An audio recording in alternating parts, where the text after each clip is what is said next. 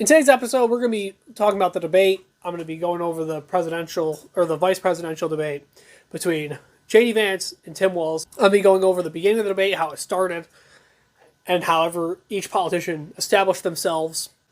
And then after that, we're going to be going over the highlight of the debates, which I find really funny. So, without further ado, let's get into it. So the debate starts out. The first question of the debate is, it's based on the Middle East since the war that started over there. Iran missile strikes that were hitting over there. It says, if you were in the final voice in the Situation Room, would you support or oppose a preemptive strike by Israel on Iran? Here's Tim Walz's answer. He says he thinks that Israel should be able to defend itself, which I can agree. I think everyone can agree with that. I don't think anyone has a problem with Israel attacking back since they're defending themselves. Then he goes on to say that America needs Israel, which I find laughable. It's completely garbage. We don't need Israel. We're a perfectly fine country without Israel. Before Israel, we had no problems before Israel. Even Kennedy basically proved that we didn't need Israel at all. It's probably why he got assassinated, really. So I'll put JFK in, I'm putting him as a C. JFK goes as a C. One of the more overrated presidents in American history. Then Tim Walz goes on to take a jab at Trump, saying that he was talking about crowd sizes, that he was too busy talking about crowd sizes or whatever at the last debate, and that's what we don't need, that kind of leadership. Which is funny because he seems to forget that Kamala Harris was the one that brought up crowd sizes, not Trump. Walz goes on to talk about John Kelly, and if you're curious, no, not this John Kelly, the main character of some of the Tom Clancy books, but John Kelly, as in the Marine guy who worked in the White House. Basically, he brings up things that John Kelly said, like that Trump is the most flawed human he's ever met, which is kind of funny because John Kelly didn't really spend much time with Trump, so that whole argument goes out the window because, like I said, John Kelly didn't spend much time with Trump at all. And even Mick Mulvaney debunked many of the things that John Kelly said. Like, John Kelly said that Trump was very interested in Hitler and that he had respect for Hitler and stuff like that, which is just completely bonkers. Tim Walz also claimed that Kamala Harris, we had steady leadership under Kamala Harris, which is about as accurate as the SKS that the assassin tried to use to shoot Donald Trump with. And after all that rambling, his time was up, and he still has not answered the question, which is not great. Not a great look. Anyway, moving on. So J.D. Vance, he starts off the answer very similar to Kamala Harris, how she started off the last debate. I was raised in a working class family. My mother required food assistance. I was raised as a middle class after making jokes for the last 3 or 4 weeks about Kamala Harris, and then for J.D. Vance to do the same thing, I think is stupid. This was stupid. It's such a bad take, such a bad move. We don't care about your past or whatever right now. It's irrelevant. We don't care right now. Answer the question. Then after that, after he talks about his backstory, he does some counterpoints to Tim Walz, which is whatever. Like I said, you should probably answer the question, not this, but whatever. And then he, after going over Trump's history in the Middle East and how he was a good peacemaker and that there was no more war, or no new wars at least, when Trump was in office,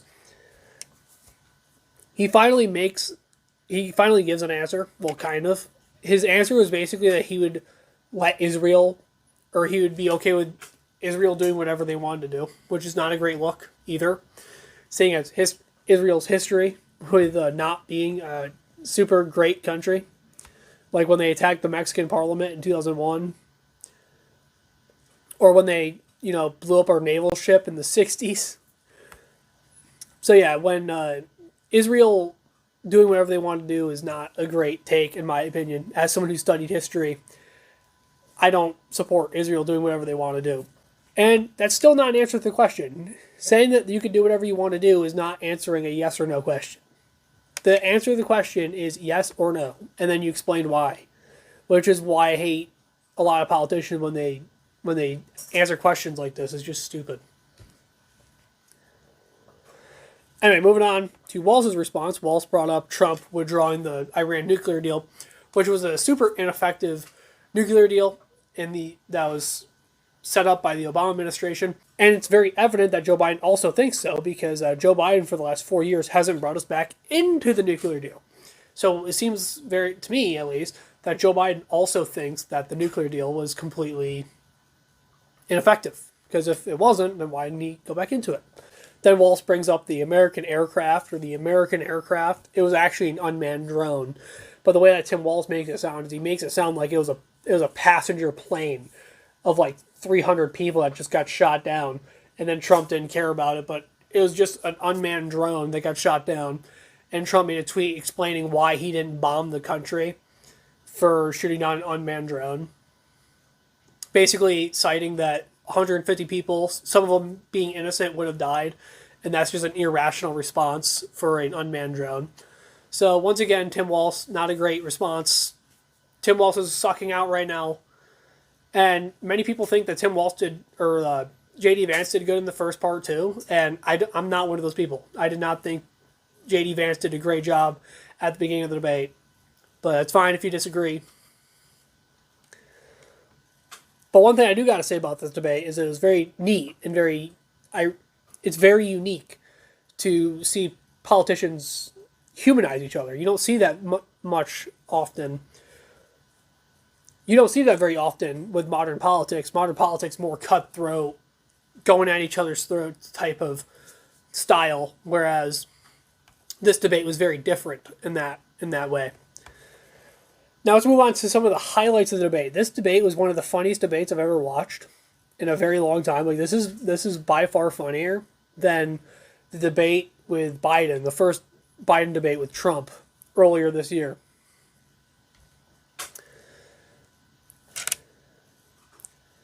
So this is the part that made J.D. Vance the man. Like this is what is going to establish him. This is going to be the whole donors thing that Trump said in his first presidential debate with the Republican National debate. This is going to be his moment that makes him. This is going to establish him as like a cool politician. So it's the part where the moderators were fact checking him, and then he fact checks them back. It's like when you're playing Uno and you have like the draw twos. Like that's what they're doing. And J.D. Vance smokes everybody in the room. Everyone's getting smoked. It's a funny clip. And it's so funny, in fact, that they actually ended up muting him. We're going to play that clip for you right now. Governor, and just to clarify for our viewers, Springfield, Ohio does have a large number of Haitian migrants who have legal status. Sure. Temporary protected status. Well, Margaret, but thank you, Senator. We have so much to get to. Margaret, I think it's important because we're going to turn out of the economy. Thank Margaret, you. The rules were that you guys weren't going to fact check, and since you're fact checking me, I think it's important to say what's actually going on. So there's an application called the CBP One app, where you can go on as an illegal migrant, apply for asylum or apply for parole, and be granted legal status at the wave of a Kamala Harris open border wand.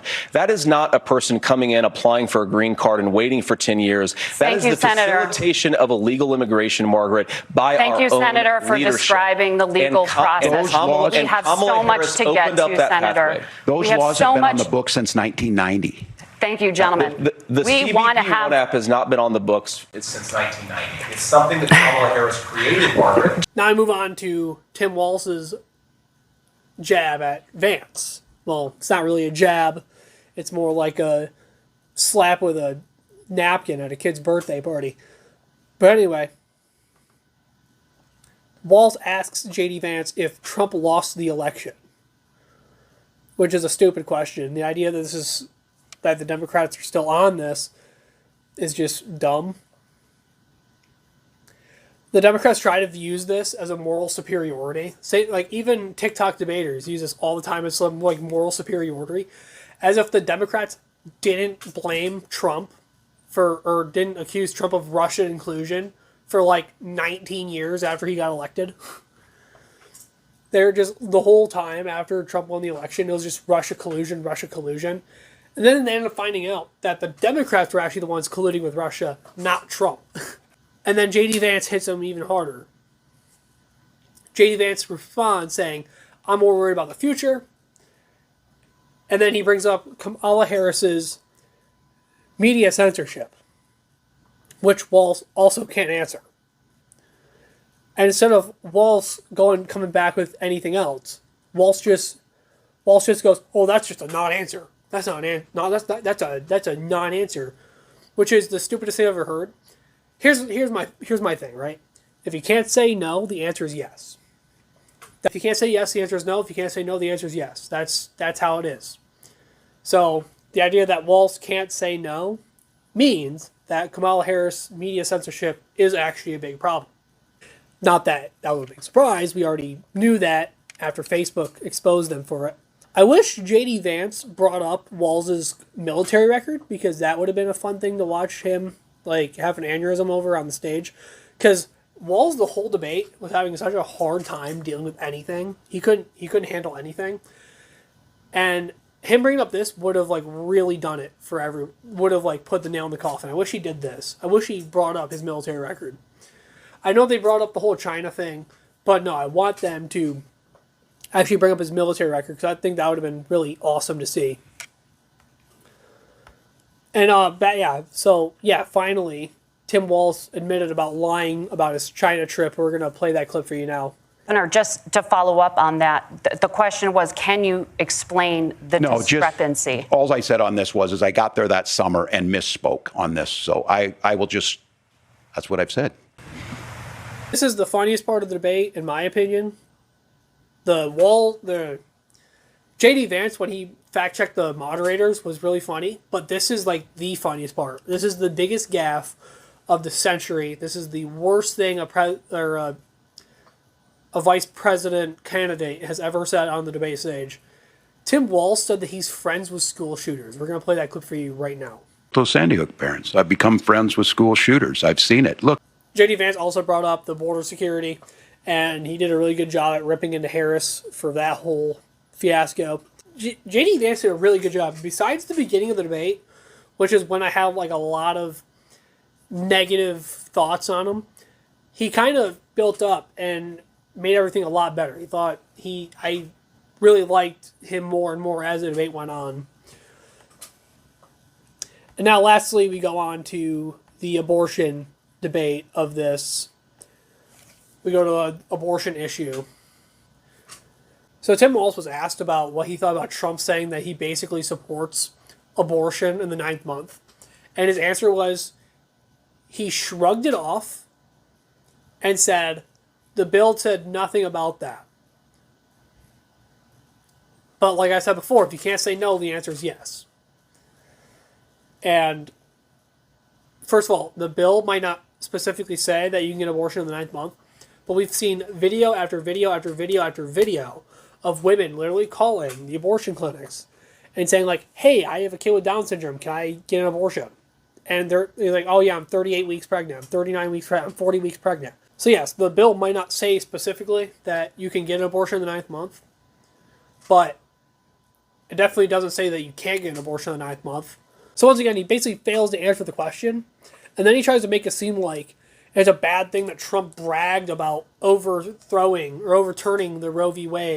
Wade court decision, which isn't even what he did. Trump just put it back to the states. He let states decide what they want to do with abortion, because it should be a state issue. People of the states should be able to vote what they want for their state. It shouldn't be a nationwide thing. Then he also brings up Amanda Zaworski. I think I said that wrong probably. But he brings her up, who is a victim of Texas law. Well, not actually a victim of Texas law. She's a victim of stupid doctors who put a woman in mortal danger to stick it to the Republicans.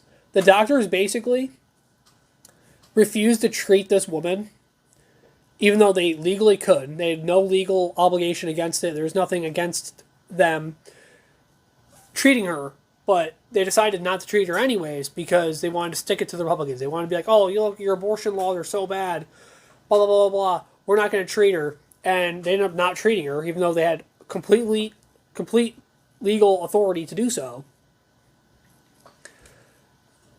The Texas abortion law clearly makes an exemption for women who have pregnancy problems that will put them in mortal danger. The only people in the wrong for hurting Amanda are the doctors that sucked at their jobs. And then Walls brings up another stupid point, one of the dumbest points he could have brought up, which is Hadley Duvall.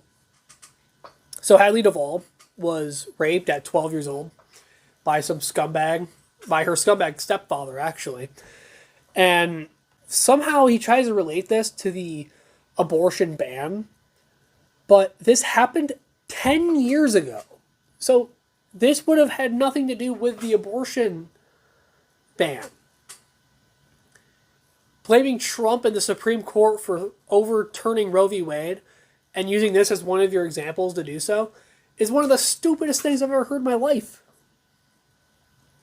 Yes, we can all agree what happened to Hadley Duvall is sick and wrong, but A, that doesn't make it right to end the life of an innocent child.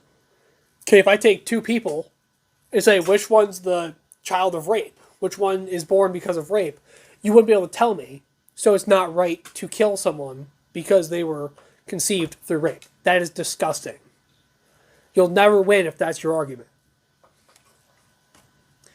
And also, I'm pretty sure Trump supports abortion if rape happened. So, once again, terrible argument. Terrible arguments all around here. And like I said, this happened way before the overturning of Roe v. Wade, so that would have not even been a factor.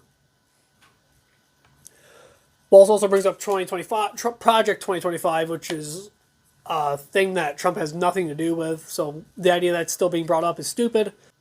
But what Walls is doing here is he's standing on the bodies of rape victims. He's standing on the bodies of victims, like all Democrats do. Democrats like to do this thing where they stand on the body of victims and go, look at all these victims. They died because of the Republicans, because Republicans are bad. And they bring them up as examples every time the Republicans want to do anything. But what about these guys? What about these guys? What about these guys? As if their deaths are at the fault of the Republicans themselves, which is just so stupid that Democrats even do this to begin with. And then Walls brings up Project 2025, which Trump has nothing to do with. Stupid idea that Trump has something to do with Project 2025. I just hate it. Walls also blamed Texas's law, the abortion ban in Texas, on being the reason why the mortality rate of people who are pregnant, of women that get pregnant, the rate has gone up. So the maternal mortality rate has gone up for women in Texas. But blaming the abortion ban on it is just factually wrong. When you actually look at the details behind it, it's factually wrong.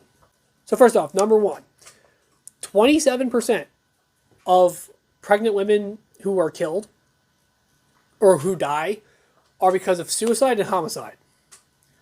So 27% of that number, of the updated bigger number, is because of mortality or is because of homicide and suicide. You cannot blame the abortion issue on homicide and suicide. That is just stupid.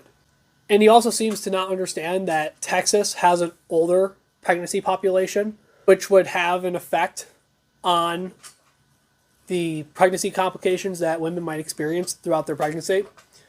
Because the older you have babies, the more complications are going to be. That's just how it makes sense. The older you get, the more health complications you get. So if you're getting pregnant at a higher age, then you're also going to have more issues. Plus, Texas has never really had much help.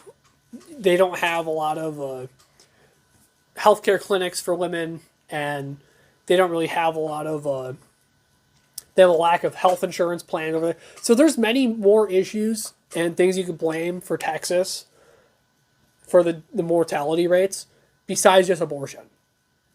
By the way, the most common death from pregnancy in Texas is ectopic pregnancies, and the abortion ban would have nothing to do against that because ectopic pregnancies are treatable under the new law in Texas. That was done in 2022.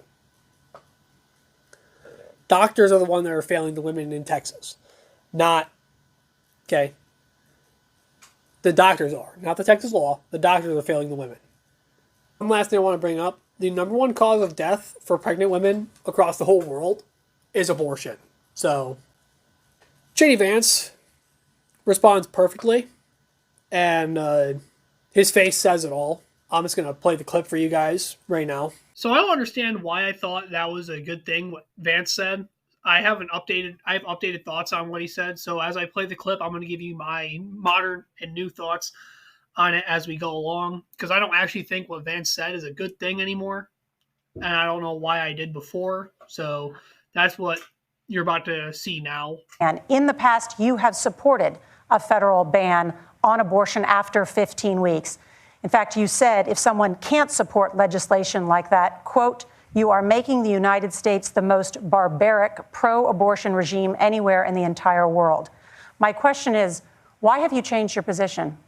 Well, Nora, first of all, I never supported a national ban. I did when I was running for Senate in 2022 talk about setting some minimum national standard. For example, we have a partial birth abortion ban in place in this country at the federal level. I don't think anybody's trying to get rid of that, or at least I hope not, though I know that Democrats have taken a very radical pro-abortion stance. But Nora, one of the things that changed is in the state of Ohio, we had a referendum in 2023, and the people of Ohio voted overwhelmingly, by the way, against my position. And I think that what I learned from that, Nora, is that we've got to do a better job at winning back people's trust. So many young women would love to have families. So many young women also see an unplanned pregnancy as something that's going to destroy their livelihood, destroy their education, destroy their relationships. So if a woman thinks that having a baby is going to ruin all that, and that's the justification for killing the baby, then she's a scumbag and we don't need her vote. And also, why can't we have people be accountable for their own actions? If they're the one that had sex, then they can deal having a baby. They can have the baby. Okay? I don't understand why we need to feel bad for these people. No, screw them. And we have got to earn people's trust back. And that's why Donald Trump and I are committed to pursuing pro-family policies, making childcare more accessible, making fertility treatments more accessible, because we've got to do a better job at that. And that's what real leadership is. Wallace brings up the story of Amber Thurman. He completely gets the story wrong, which is just funny. He's like, oh, I'm going to stand on the body of her now, and I'm going to get her story completely wrong. He blamed Georgia for her death when it was North Carolina that actually gave her the abortion pill.